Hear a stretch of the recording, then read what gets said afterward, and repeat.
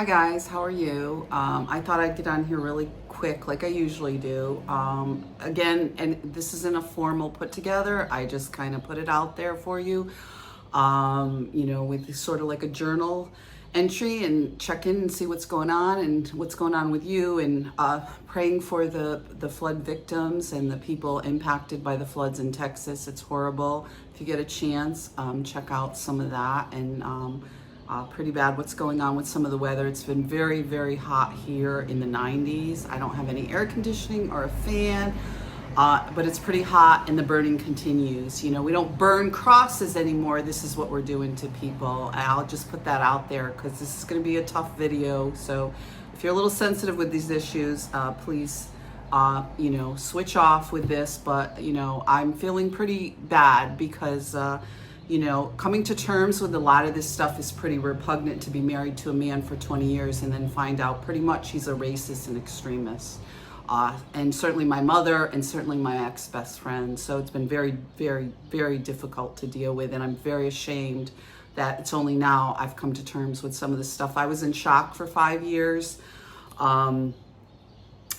So I couldn't, I really couldn't put a lot of it together. It was kind of out there, but I really couldn't process a lot of it, and certainly going back through some of the memories. So we'll just jump right in. This is my journal entry for July 2nd for Wednesday. I know it's Tuesday. I'm a little behind here. I don't feel well. It's been horrible here with this burning, with the harassment when I went to get water at Target, harassment over here at the Price Chop, harassment at the movie theater. But this is what these extremists continue to do in Amsterdam. And certainly people are dealing with stuff all across America, so it's not just me. So please don't get on my page and go on and on about how I'm trying to be a victim or I'm delusional or I'm making this stuff up, because we're all dealing with this.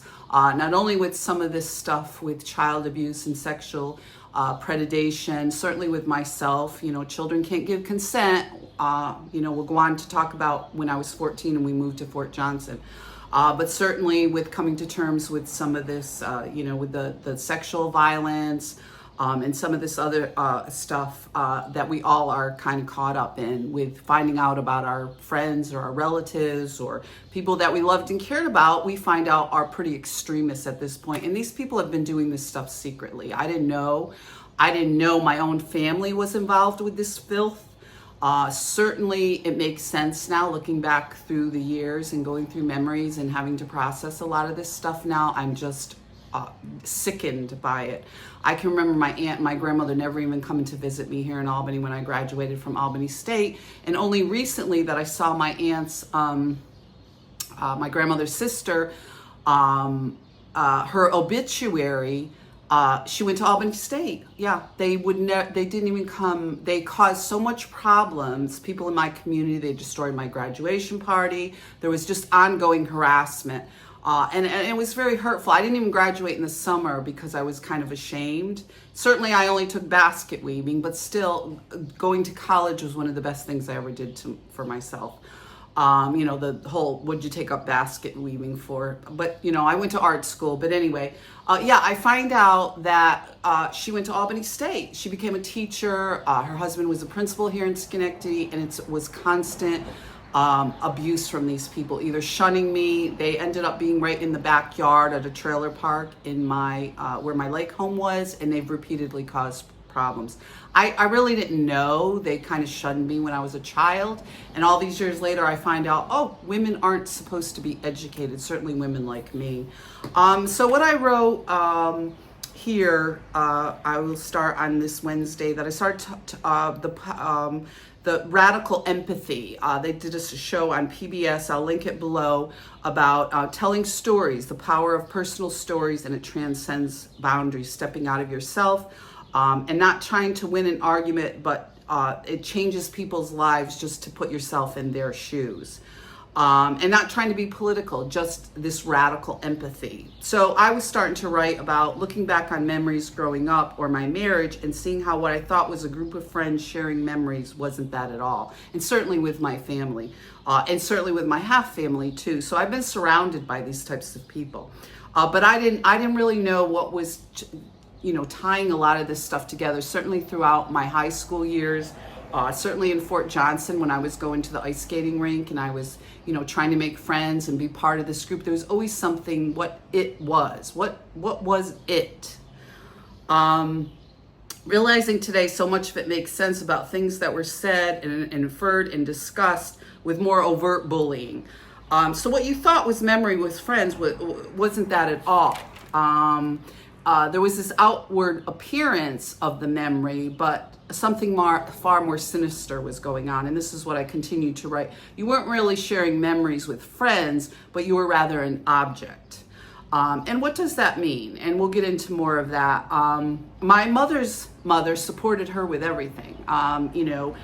These women got pregnant young, had their families, different boyfriends, different marriages, and there was always that support. My best friend was pregnant at 16. The whole family rallied around her. She got an inheritance, house full of furniture, and it still continues to be that way. But myself, they wouldn't even come down and congratulate me here in Albany when I graduated college. And actually, I did my graduation in the fall because there was this shame, and I didn't understand what it was. And certainly it was always, there's the door to get out. There's the door to get out if you don't like it. So we'll continue to explore some of this stuff where how you can share all these years with people and they don't see you as a human being at all. And certainly getting into some of the topics now, Elizabeth Smart was talking about she was kidnapped, raped, and held captive. And she talks about there's fight, flight, or freeze, and appease. And I think we need to explore that a little bit. And that was partly what I did. It was, overlook these people, pull myself up by my bootstraps. Please don't get on my page and start talking about how I'm being a victim. I was never a victim. I was always one to try to do better, educate yourself, take responsibility, overcome that. And I certainly did. But what was happening is behind the scenes, these people were slowly building this hostility. The very people that have enriched themselves from the system in place and have certainly done very well for themselves, now that someone else, in spite of all their sabotage, I actually overcame that. That's the problem here. So please don't get on my page and with this nonsense, because that's not the truth. When you actually do overcome all the sabotage, that's when the absolute hell and the nightmare exploded. The violence from these people that only now, I'm starting to see, and others are starting to see what's been going on behind the scenes for a long period of time. So we'll stop there and we'll continue. Be safe, guys.